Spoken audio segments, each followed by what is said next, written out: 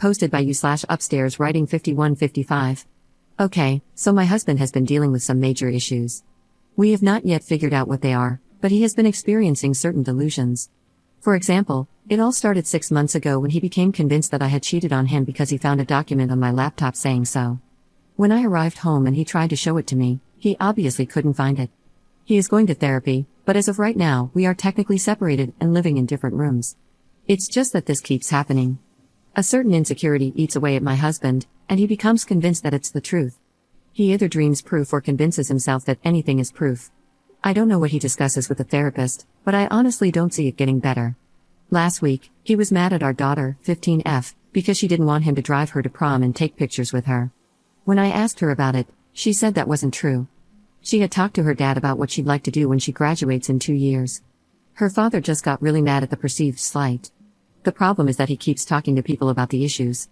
I was already wondering why so many mutual friends stopped responding to me, but apparently, they all think I'm an awful person and a terrible spouse. I just want to tell people what's going on so they're aware that my husband is basically lying to them and so they can inform me of any delusions he might be having that I don't know about. At the very beginning of his therapy, he begged me not to tell anyone because he feared people would think he's crazy. My sister said it would also be a cruel thing to do and would likely feed into his delusions. But I just feel like I'm done. Edit. Obviously, I am not in the medical field, but I can't describe them as anything else, mainly because we have not done any of the things he has convinced himself of. For example, he was convinced our oldest daughter, 19F, was pregnant because she said no to sushi. She just wasn't in the mood for raw fish. But my husband became obsessed with the idea that our daughter was pregnant. He would go on full rants, saying, "How dare she? We gave her everything," etc. We already did a brain scan/MRI, and nothing was found. No, we are not in the US. Update 5 months later. I thank everyone for their supportive words, especially those who have been through something similar. Thank you so much for sharing with me. It makes me feel less alone. Also, just because I've seen that a lot of people haven't been able to read my first post, I have tried everything, from getting him to see a real psychologist to attempting to have him committed. I've worked with his doctor, my mother-in-law, and my lawyer. However, he hasn't broken the law or physically assaulted me, just threatened to unalive me and our daughter for being WHREs. But to the police, that doesn't seem to matter because we don't matter. So please, all the suggestions about getting him committed or that he might have a tumor, dementia, or schizophrenia, please stop. I have no fight left in me. I also have no legal authority over him. I can't care anymore, or I will drive myself insane. He still has a support network and will never be alone. But that man is dangerous to me and my daughters, and the duty of a parent comes above all else. So again, please stop suggesting what he could have or what I should do regarding him, because that job is no longer mine. After I posted, things started to unravel quickly. About 5 months ago, when my husband's behavior first began escalating, I quietly consulted with a lawyer. At that time, his delusions had started affecting our daily lives, and I knew I needed legal advice. The divorce process requires a period of legal separation before the divorce can be finalized. We initiated this process, and I requested full custody of our 15-year-old daughter, given her increasing fear of her father. The court was also concerned and ordered a psychological evaluation for my husband to assess his mental fitness for parenting. A few weeks into the legal separation, my husband's paranoia worsened. He started placing Apple AirTags in my car and in our 15-year-old daughter's backpack, tracking our every move. My daughter was the one who found the AirTag in her bag, and she was terrified. When I confronted him, he insisted it was for our safety, but it was clear to me that his paranoia was spiraling out of control. This incident deeply affected our daughter, who began refusing to see her father. Around this time, my mother-in-law reached out to me. She was concerned because my husband had accused her of cheating on his father, which was completely out of character for him. My father-in-law didn't believe it for a second but was deeply worried about my husband's state of mind. Her reaching out was a small but much-needed relief. She acknowledged that his behavior was erratic and offered her support, understanding that something was seriously wrong. My older daughter had also become involved in the situation. She had been quietly documenting her father's behavior for months. She recorded 3 different occasions where my husband went on delusional rants. The first was about how I was supposedly cheating on him with one of my coworkers, a man I barely interact with. The second was about how our 15-year-old daughter was secretly dating someone older and lying to him about it. The third was about how the entire family was conspiring against him to make him look crazy. Watching these videos was heartbreaking, but they validated everything I had been dealing with privately. Things escalated further when my husband almost attacked one of my colleagues. He had convinced himself that this man was the affair partner I was supposedly seeing behind his back. It took all my strength to physically separate them before the situation turned violent. As the legal process continued, my lawyer informed me that due to the severity of the situation and the psychological evaluation ordered by the court, my request for full custody was being strongly considered. In Spain, courts typically prioritize the well-being of the child, and given my husband's mental state and the danger he posed, it seemed likely that I would be granted full custody of our 15-year-old daughter. She had made it clear that she didn't want to see her father, and the court was taking her wishes into account. In the midst of this, my 19-year-old daughter decided to take matters into her own hands. She posted the 3 videos she had recorded of her father's breakdowns on Instagram, along with a compilation of texts, photos, and other evidence she had collected over the past few months. Her intention was to show the world what we had been enduring, but it quickly turned into a public spectacle. The backlash was intense. Some people were horrified and reached out with sympathy and support, while others criticized us for airing dirty laundry and accused my daughter of betraying her father.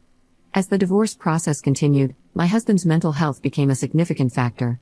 The psychological evaluation ordered by the court revealed the extent of his delusions, particularly concerning cheating and female sexuality. It became clear that he was not fit to make decisions regarding our daughter's well-being. The evaluation supported my claim for full custody, and the court is now in the process of finalizing that decision. In the meantime, all communication between my husband and me is being handled through our lawyers, and I'm ensuring that any interaction between him and our 15-year-old daughter is supervised. Given the severity of the situation and the damage done to our lives, I'm making plans to move away with my daughter once the legal proceedings are finalized. My reputation in our current community is shattered, thanks to his delusions and the lies he has spread. Starting fresh somewhere new seems like the only way for us to heal and rebuild our lives.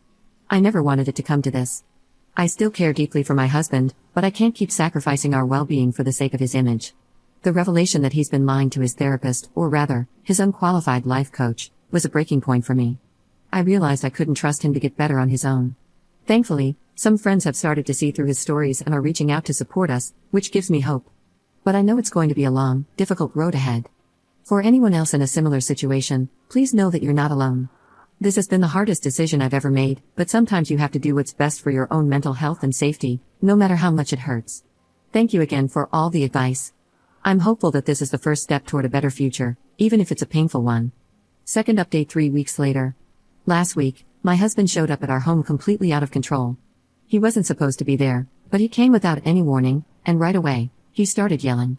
He accused me and our 15-year-old daughter of being against him, claiming we were plotting to destroy him. He was furious. I tried to calm him down, but it only made him angrier. He started throwing things and shouting that we were ruining his life. Then, he turned on our daughter. He called her a WHRE and said she was supposed to be the good one, but she had turned against him too. He moved toward her as if he was going to hit her, and I got between them to protect her. That's when he shoved me so hard I hit the wall, and then he slapped me across the face. I was stunned, but he didn't stop. He grabbed my throat and started strangling me. I fought back, scratching and biting to get him off me. Meanwhile, my daughter, terrified but brave, managed to call the police and stayed on the phone with them, begging for help. When the police arrived, they arrested him immediately. He's now facing charges for domestic violence, and the court has issued a restraining order.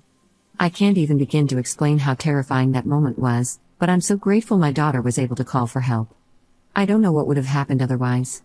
The legal process is moving quickly now, especially after the violence. The court has ordered a psychiatric evaluation to determine if he's fit to be around our daughters, let alone have visitation rights. At this point, I'm expecting full custody of my 15-year-old. She's been through so much, and she doesn't want to see her father anymore, even if it's supervised. I believe the court will honor that, especially given everything that has happened. On top of all of this, the videos my 19-year-old daughter posted online have continued to spread. Many people have reached out with their own stories about things my husband told them, things I didn't even know he had said. It's hard to hear, but it's also helping me understand just how bad it was. Some of the delusions he had included, he thought I was part of a secret group plotting to harm him. He believed our 19-year-old was spying on him for me. He thought our 15-year-old was trying to poison him by putting something in his food. He said his mother was having an affair with her best friend. He told his father that I hired a private investigator to follow him. He believed a family friend was trying to take over his business. He said one of my close friends was in love with me and trying to help me leave him. He told neighbors that I was going to sell our house and leave him with nothing. He believed my boss was helping me hide money in offshore accounts. He thought our daughters were hiding secret phones and communicating behind his back. He accused me of manipulating our children to turn them against him. He said his sister was trying to steal his inheritance. He believed I had hidden cameras in the house to watch him. He accused me of using witchcraft to control his mind. He thought I was planning to flee the country with our daughters. It's been overwhelming to hear how far his paranoia went. Some friends have apologized and now understand what was really happening, but others still believe his stories, and that's been hard. I'm not sure how to fix all the relationships that were damaged by this. I've also been getting a lot of questions about my daughter's therapy and the divorce process, so I'll explain a bit. Initially, we had to put my daughter into telehealth sessions while waiting for an in-person spot with a therapist referred to us by our doctor. It took some time to get that set up and approved, but now she's seeing someone regularly, and it's been helping her a lot. As for the divorce, it could have been simple, but my husband has turned it into a high-conflict situation. I've been so frustrated with how slowly it's been progressing, especially because it didn't need to be this way. However, due to everything he's done, the courts have had to be more cautious, and it's taking longer than expected. I'm only communicating with him through lawyers now. Once everything is finalized, I plan to move with my 15-year-old to start over somewhere else, far away from all of this. That's where things stand now. It's been a horrible, painful experience, but I'm doing my best to keep my daughters safe and ensure we can move forward. Thank you again to everyone who has supported us through this. It truly means a lot.